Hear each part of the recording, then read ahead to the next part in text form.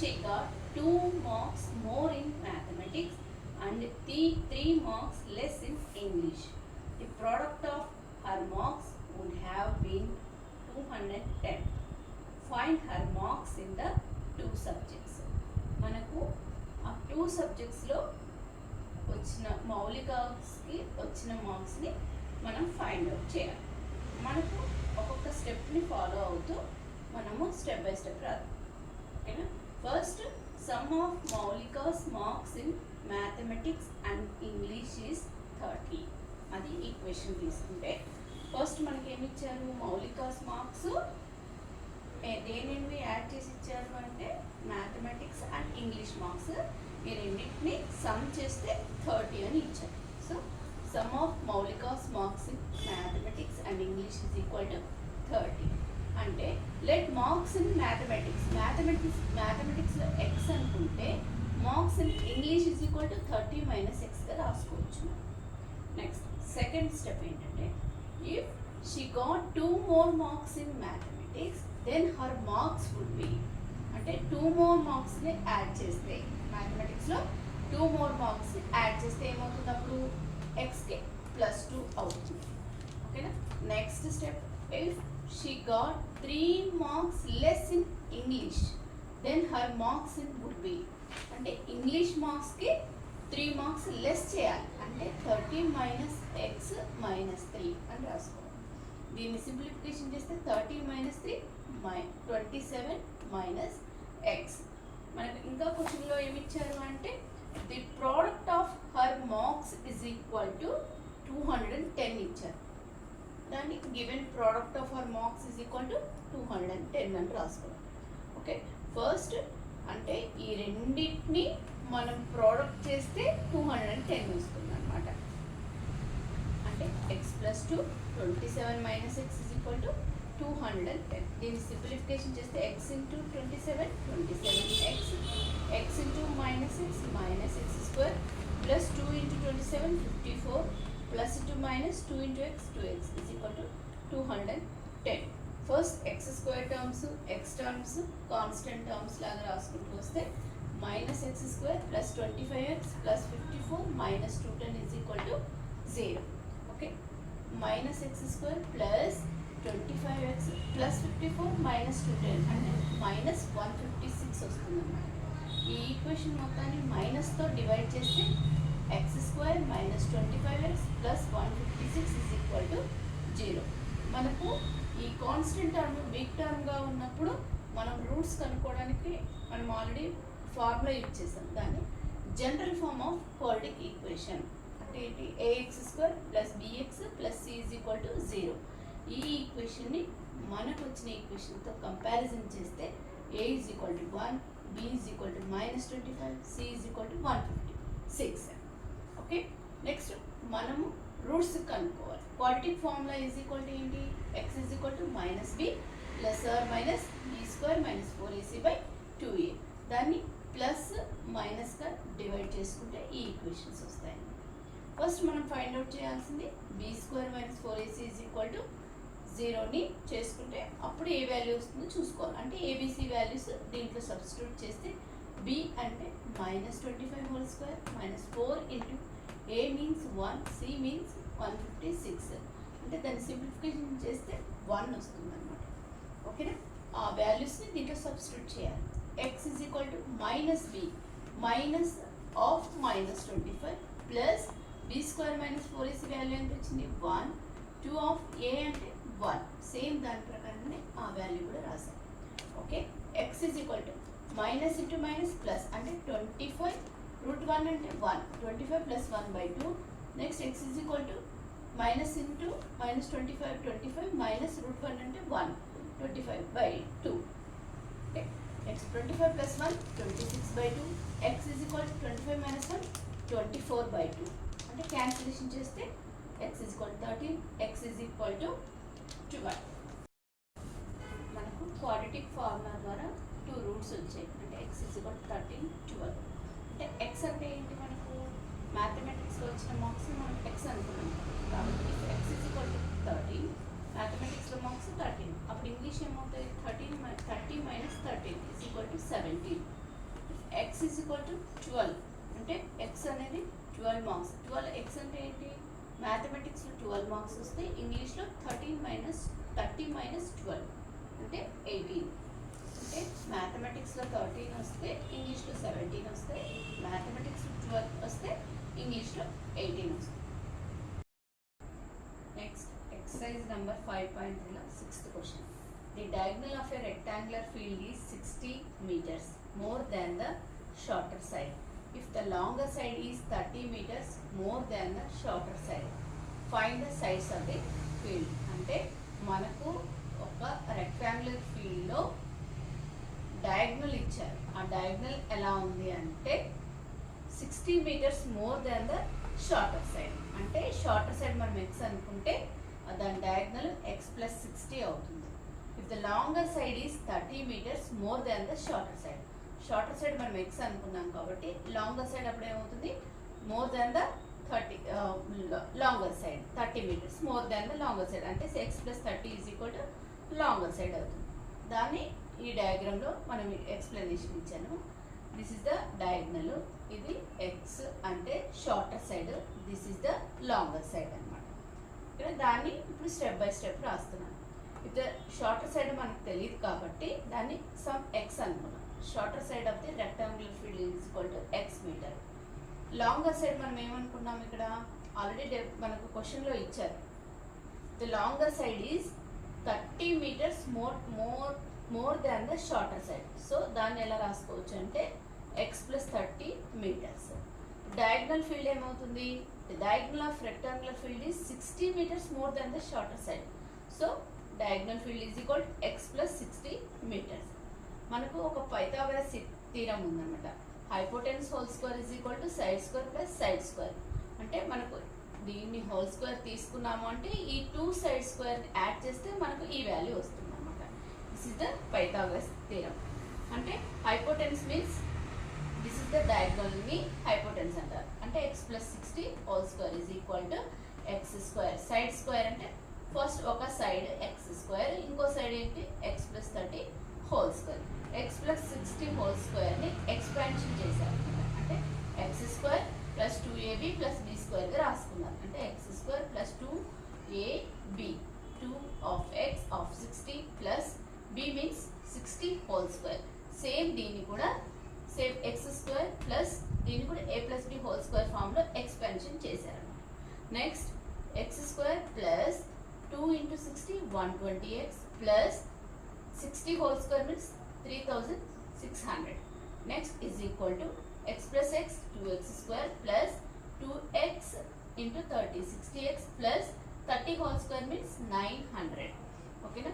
First ఈ right hand side term ని left hand side లోకి జస్ట్ రాసాం. 2x square minus x square plus 60x plus minus 120 అంటే దీన్ని యాజ్ ఇట్ ఈస్ గా రాసేసి రైట్ హ్యాండ్ సైడ్ ని లెఫ్ట్ హ్యాండ్ సైడ్ లో పంపించేటట్టు విధంగా రాశాను అనమాట.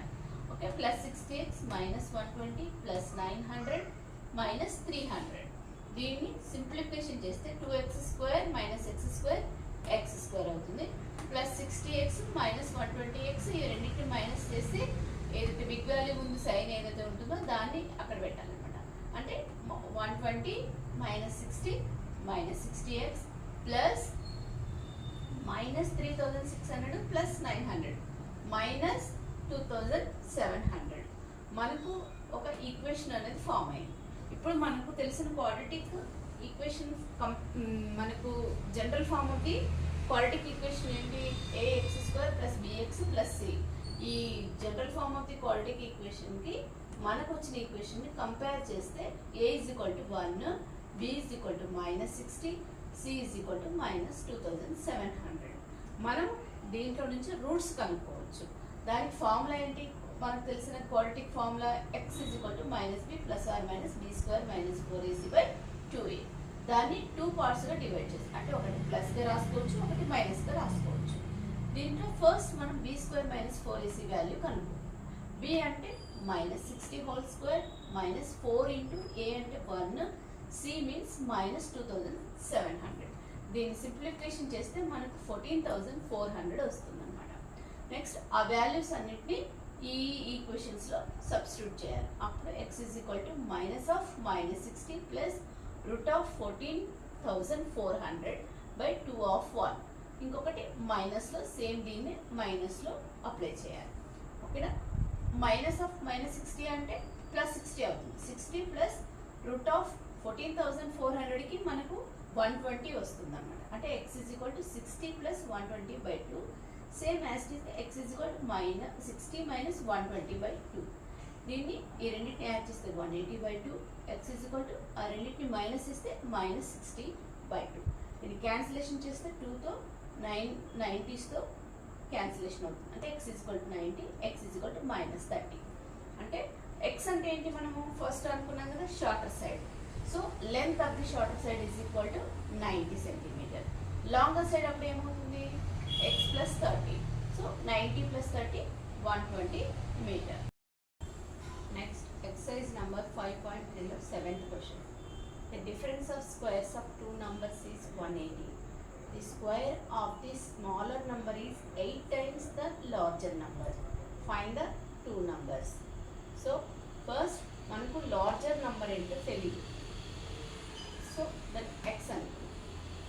let larger number is equal to x. The square of the smaller number is equal to 8 times the larger number. అంటే స్క్వేర్ ఆఫ్ ది స్మాలర్ నెంబర్ని square చేస్తే వచ్చే value ఎలా ఉంటుంది అంటే 8 times the larger number. 8 times the larger number అంటే x. అంటే 8 into x is equal to 8x. అంటే ఇది square of the smaller number value వచ్చేసి 8x. మన క్వశ్చన్ ప్రకారం ఏంటి? The difference of squares of two numbers is 180.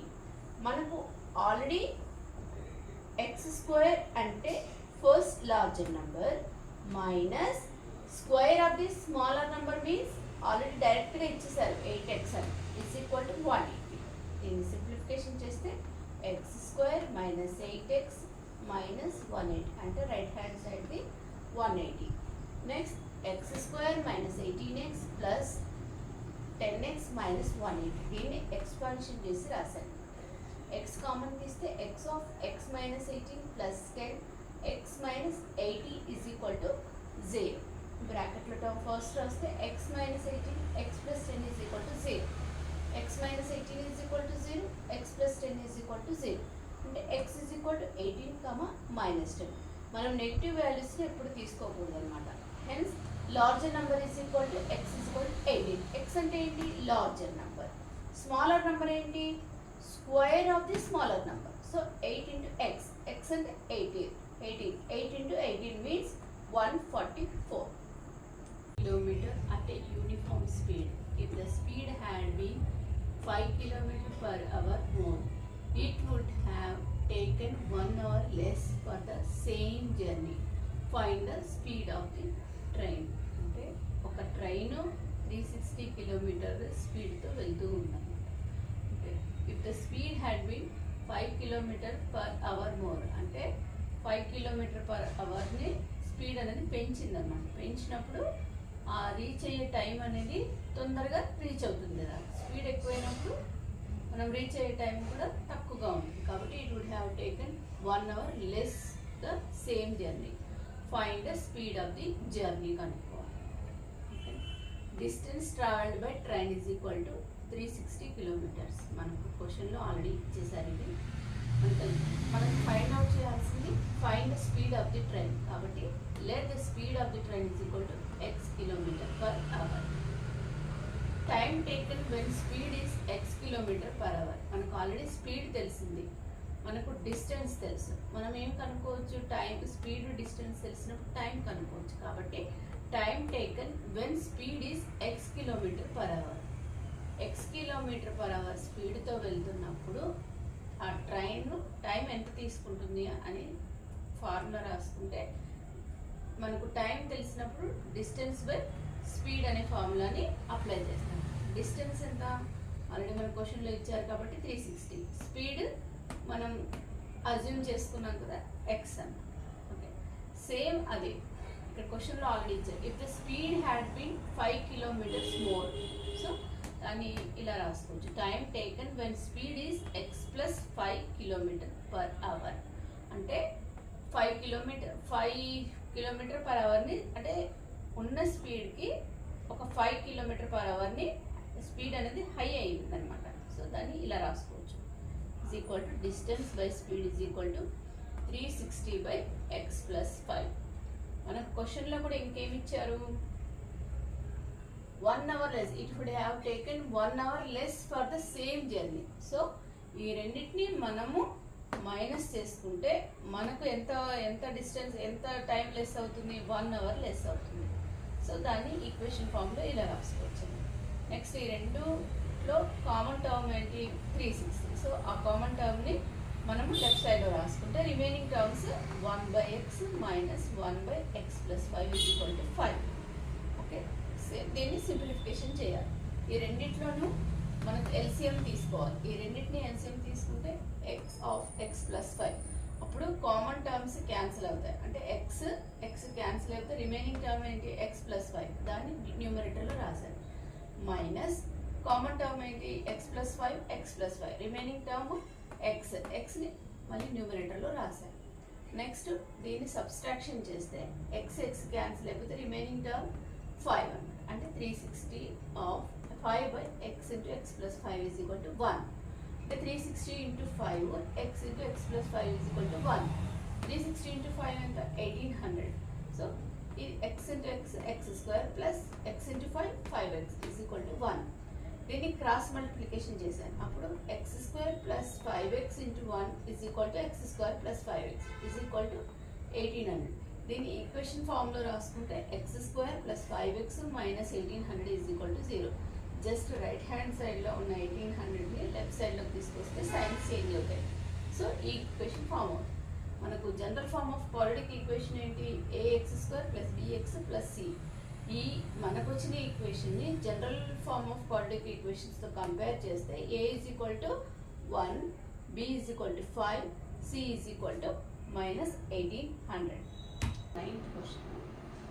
2 water taps together can fill a tank in 3/8 hours. The tap of larger diameter takes 10 hours less than the smaller one to fill the tank separately. Find the time in which each tap can separately fill the tank. అంటే 2 water taps ఉన్నాయన్నమాట. అది ఒక ట్యాంక్ని fill చేయడానికి 3/8 hours పడుతుంది. అంటే దీంట్లో 2 ట్యాప్లు ఉన్నాయి. ఒక లార్జర్ డయామీటర్ ఉన్న ట్యాప్ ఉంది, స్మాలర్ డయామీటర్ ఉన్న ట్యాప్ ఉంది. Larger diameter tap 10 hours less than the smaller tap. అంటే స్మాలర్ ట్యాప్ కన్నా లార్జర్ ట్యాప్ కొంచెం మనం ఫుల్గా తిప్పుతాం కాబట్టి దానికి 10 hours లెస్గా స్మాలర్ దానికి ఉంటుంది. కాబట్టి ఇలా ఉన్నప్పుడు ఈ రెండింటిని సపరేట్గా స్టార్ట్ చేస్తే ట్యాంక్ ఫిల్ అవ్వడానికి ఎంత టైం పడుతుంది అనేది మన క్వశ్చన్. దాన్ని స్టెప్ వైజ్గా ఎలా రాస్తారు చూడండి. Let the tap with small diameter fill the tank alone in x hours. అంటే మనకు ఓన్లీ స్మాలర్ డయామీటర్ ఒక ట్యాంక్ ఫిల్ చేయడానికి ఎంత టైం పడుతుంది అంటే x hours. Some x hours అనుకున్నాం. The tap which larger diameter fill the tank alone in x minus 10 hours. ఎందుకంటే అక్కడ మైనస్ చేసాం కాబట్టి ఇది x minus 10 hours. In 1 hour the tap with small diameter can fill tank. అంటే 1 hourలో small diameter fill అవ్వడానికి ఎంత time పడుతుంది అన్న ఎంత పార్ట్ ఆఫ్ ట్యాప్ నిండుతుంది అనేసి అంటే 1/6 part of the tank. In 1 hour same first small diameter రాసుకోవాలి, నెక్స్ట్ లార్జర్ డయామీటర్ రాసుకోవాలి. In 1 hour the tap with larger diameter can fill tank is equal to 1/x minus 10 part of the tank. అంటే 1 hourలో 1/x part of the tank small diameter ఉన్న tap fill చేస్తుంది. 1 hourలో larger diameter tap 1/x minus 10 part of tank fill చేస్తుంది. మనకు ఈ రెండు కలిపి ఎన్ని అవర్స్లో ఫిల్ చేస్తుంది ఆల్రెడీ క్వశ్చన్లో ఇచ్చారు మనకు. The tank fill up is equal to 9 3/8 hours. 9 3/8 అనేది మిక్స్డ్ ఫ్రాక్షన్. దీన్ని నార్మల్ ఫ్రాక్షన్స్లోకి రాసుకుంటే 8 9 72 plus 3 75/8 hours. In 1 hour, the tap fills the tank 1/75/8 part of the tank. అంటే రివర్స్లో రాసుకుంటే మనకు న్యూమినేటర్ న్యూమినేటర్గా చేంజ్ అవుతుంది. అంటే 8/75 పార్ట్ అనేది దీన్ని థర్డ్ ఈక్వేషన్గా రాసుకుంటాం. అంటే మనకు థర్డ్ ఈక్వేషన్ 1 అవర్లో ఎంత పార్ట్ నిండుతుంది అంటే వాళ్ళ క్వశ్చన్లో ఇచ్చిన ప్రకారంగా 8/75. మనము ఏంటి ఈ రెండింటిని కలిపితే కూడా ఏం చేయాలి, ఈ రెండు కలిపినా కూడా మనకు 8/75 పార్ట్ అనేది ఈక్వల్ చేయాలంటే ఈ రెండింటిని కలిపితే వచ్చేదానికి మనం 8/75 దానికి ఈక్వల్ చేయాలి. సో ఫస్ట్ దాన్ని 1/x plus 1/x - 10 is equal to 8/75. Next LCM తీసుకోవాలి. 1/xకి 1/x - 10కి. ఈ రెండింటికి ఎల్సిఎం ఏంటంటే డినామినేటర్లో ఏవైతే టర్మ్స్ ఉంటాయో సేమ్ అవే టర్మ్స్ డినామినేటర్లో రాసుకుంటాము. అంటే x into x/10.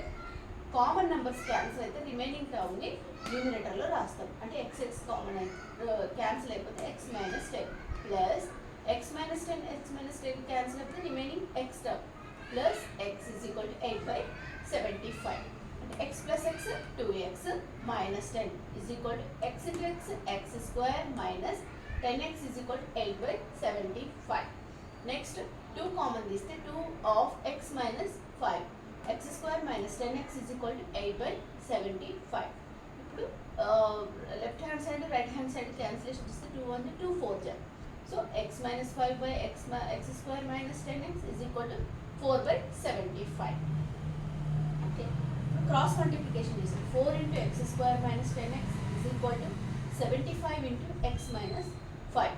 4 into x square 4x square minus 4 into 10 40x is equal to 75x.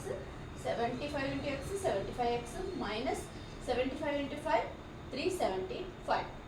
Next 4x square minus 40x right hand సైడ్లో left hand సైడ్లో తీసుకొస్తే మనకు సైన్స్ చేంజ్ అవుతుంది. అంటే minus 75x plus 375 is equal to 0.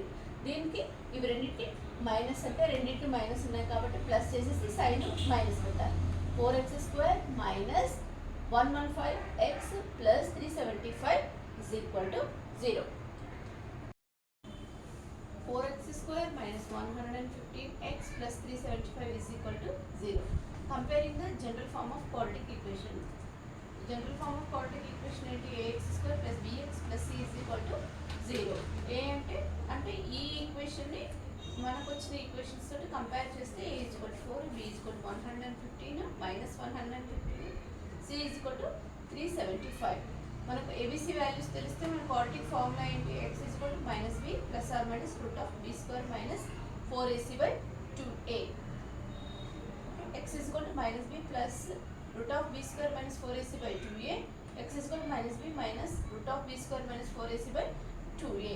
అంటే మనకు ఈ b square minus 4ac వాల్యూని దీంట్లోకి సబ్స్టిట్యూట్ ఏబీసీ వాల్యూ సబ్స్టిట్యూట్ చేస్తే B square minus 4ac value వస్తుంది. ఎంత వచ్చిందంటే 7225.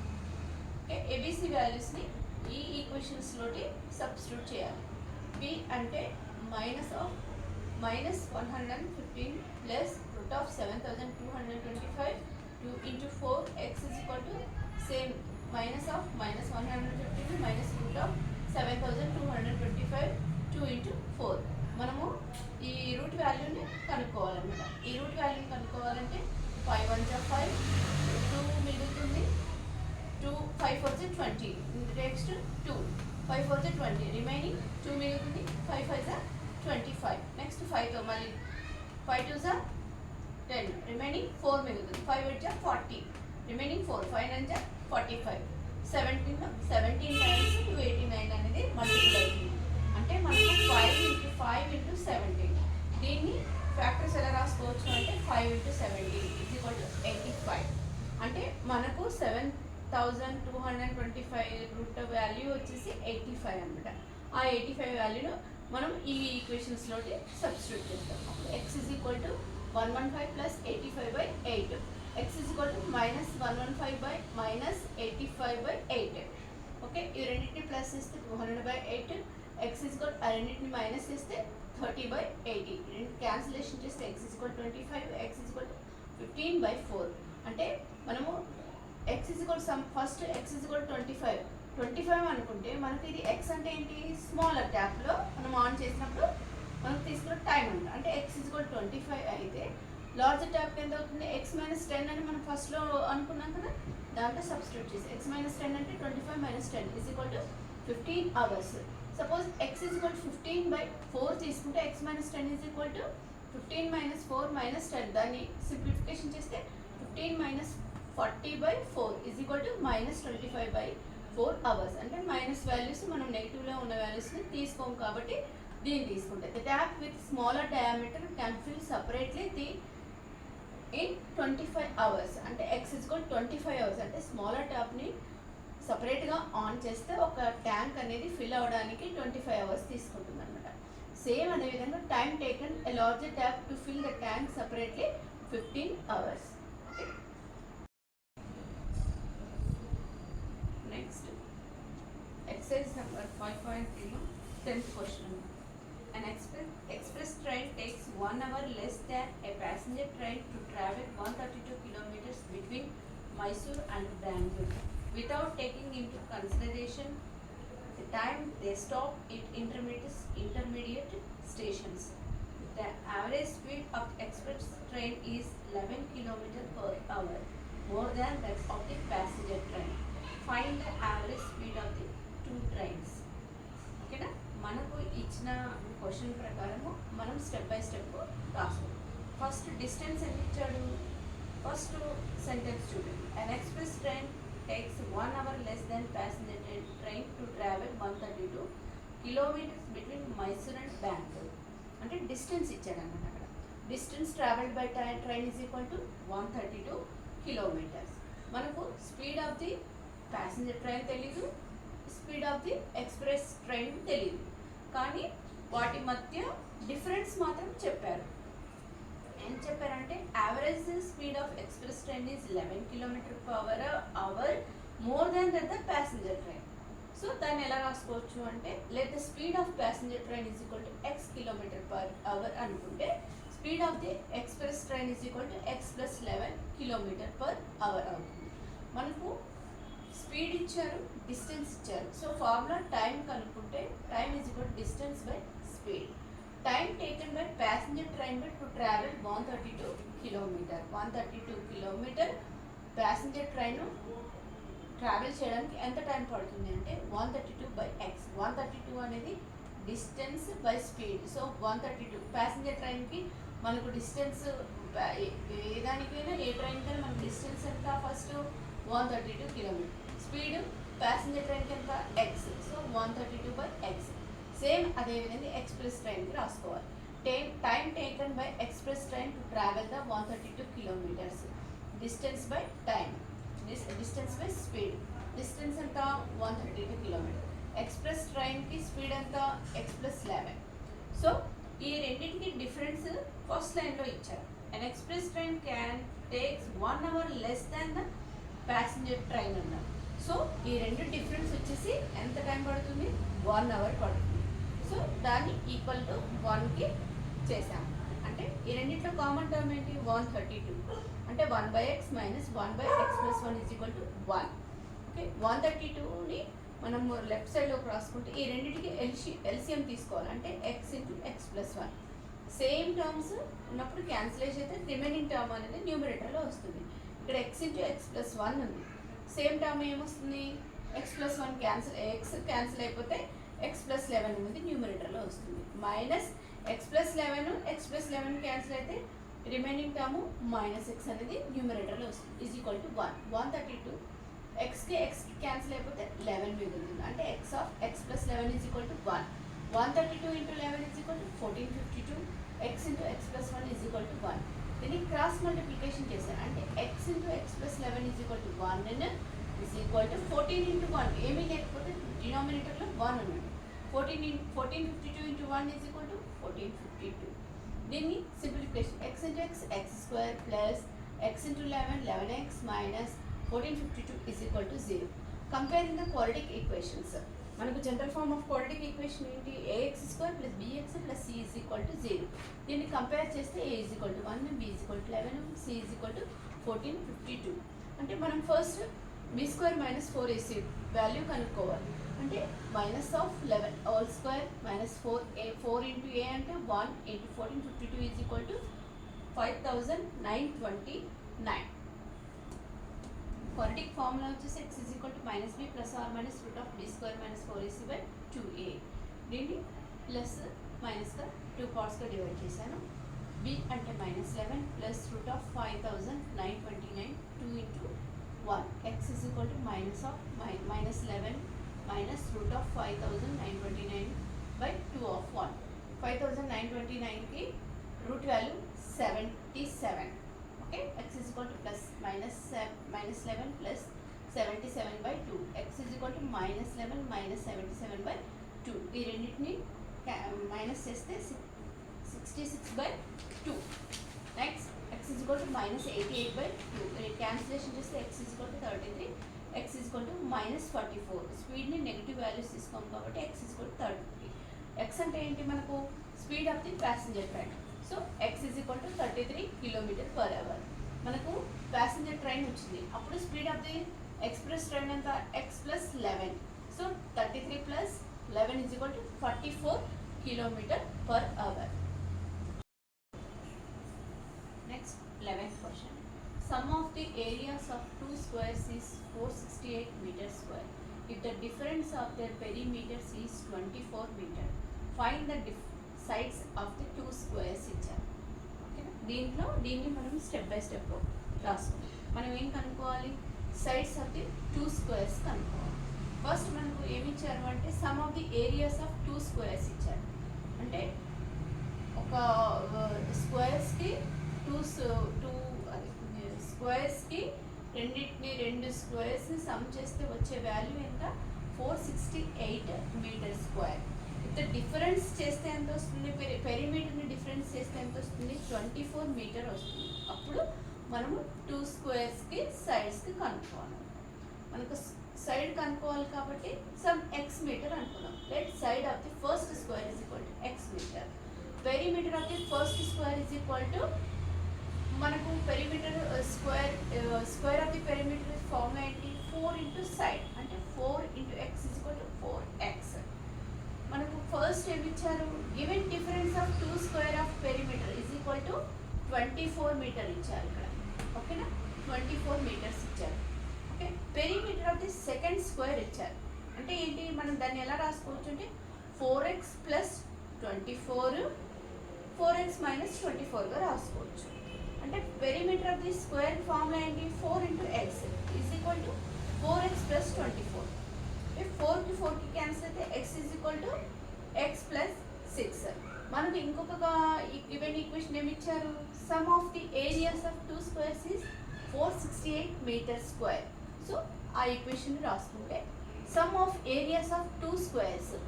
ఓకేనా, sum of areas of two square అంటే x square plus x plus 6 whole square is equal to ఎంత ఈక్వల్ అవుతుంది? 468. అంటే ఎక్స్ స్క్వేర్ ప్లస్ దీన్ని ఎక్స్పాన్షన్ చేస్తే x square plus 2ab plus b square formula రాస్తున్నారు. Is equal to 468. X square plus x square 2x square plus 12x plus 36 is equal to 468. Right hand సైడ్లో ఉన్న 468 minus 468 left సైడ్లోకి వస్తే అలా అవుతుంది. Next 2x square plus 12x minus 432 is equal to 0. 2తో divide చేస్తే x square plus 6x minus 266. మనము general form of quadratic ఈక్వేషన్తో compare చేస్తే a is equal to 1, b is equal to 6, c is equal to minus 266. మన quadratic formula ఏంటి? x is equal to minus b plus or minus root of b square minus 4ac. దాంట్లో మనం b square minus 4ac value కనుక్కుంటే 900 వస్తుంది. Next 13th question. If A polygon of n sides has 1/2 n into n/3 diagonals, how many sides are there in a polygon with 65 diagonals? Is there a polygon with 50 diagonals? అంటే మనకు ఒక if A polygon n సైడ్స్కి ఏమి ఇచ్చారు అంటే 1/2 into n into n-3 diagonals ఉంటాయంట. n sides ఉంటే దానికి డయాగ్నల్స్ ఎన్ని ఉన్నాయంట? 1/2 n into n-3. How many sides are there polygon with 65 diagonals అంటే 65 డయాగ్నల్స్ ఉంటే ఎన్ని సైడ్స్ ఉన్నాయో కనుక్కోవాలి. ఒకవేళ మనకి ఇంకొక క్వశ్చన్ ఏమి ఇచ్చారంటే 50 డయాగ్నల్స్తో మనకు ఒక పాలిగాన్ వస్తుందా లేదా కనుక్కోవాలి. ఓకేనా? First number of diagonals of polygon with n sides అనేది this is the formula అన్నమాట. n into n minus 3/2 అంటే మనకి ఇది ఇచ్చారనమాట. 1/2 అంటే దీన్ని ఇలా కూడా రాసుకోవచ్చు. ఇది ఒక formula. Number of diagonals of polygon with n sides is equal to n into n minus 3/2. దీన్ని దిస్ ఈస్ ఈక్వేషన్ 1 అన్నమాట. మనకు ఎన్ని కనుక్కోమన్నారు? How many sides are there a polygon with 65 diagonals అన్నారు. అంటే number of diagonals of polygon is equal to ఎన్ని ఇచ్చారు? 65 diagonals ఇచ్చారు. సరే ఓకే. అంటే ఈ రెండింటిని ఈక్వల్ చేసాం. అంటే 1 ఈజ్ ఈక్వల్ టు 2 అంటే n into n minus 3/2 is equal to 65. దీన్ని క్రాస్ మల్టిప్లికేషన్ చేస్తే డినామినేటర్లో 1 ఉంది. అంటే n into n minus 3 into 1 is equal to n into n minus 3 is equal to 2 into 65 is equal to 2 into 65. n into n, n square minus n into 3 minus 3n minus 65 into 2 ఎంత? 135. దీన్ని is equal to left side తీసుకొస్తే ఏమవుతుంది? Minus 130 is equal to 0. 130 factors అంటే 13 into 10. So n square minus 13n plus 10n minus 130 is equal to 0. First check చేసుకోవాలి. First signs check చేసుకోవాలి. Minus into plus minus సరిపోయింది. Minus 13 plus 10 minus 3. Next n common తీస్తే n minus 3, n common తీస్తే n minus 13 plus 10, n minus 13 is equal to 0. బ్రాకెట్లో term first రాస్తే n minus 13 n plus 10 is equal to 0. అంటే n is equal to 13 minus 10. Negative values తీసుకోం కాబట్టి n is equal to 13. Number of sides of diagonals n is equal to అంటే 65 diagonals ఉంటే sides ఎన్ని వస్తాయి? 13 వస్తాయి అన్నమాట. అప్పుడు ఇంకొక క్వశ్చన్ ఏమి ఇచ్చారు? 50 డయాగ్నల్స్ ఉంటే మనం ఒక పాలిగాన్ వస్తుందా లేదా కనుక్కోవాలి. సో నంబర్ ఆఫ్ సేమ్ ఇదే ప్రాసెస్ని యూజ్ చేయడం. నంబర్ ఆఫ్ డయాగ్నల్స్ పాలిగాన్ ఎంత? 50. సో మన ఫార్ములా ఏంటి? n into n minus 3/2 is equal to 50. n into ఇది క్రాస్ మల్టిప్లికేషన్ చేశాను. n into n minus 3 is equal to 2 into 50. n into n square minus n into 3 minus 3n minus right hand side 2 into 50 అంటే 100 అవుతుంది. Left side తీసుకొస్తే minus 100 అవుతుంది. మనము compare the quadratic equation చేస్తే ax² plus bx plus c. a అంటే 1, b అంటే minus 3, c అంటే minus 100. So b² minus 4ac value తీసుకుంటే minus 3 whole square minus 4 into a into b అంటే ఈ టోటల్ వాల్యూ వచ్చేసి 409. దీనికి రూట్ వాల్యూ లేదు కాబట్టి there is no real value for n.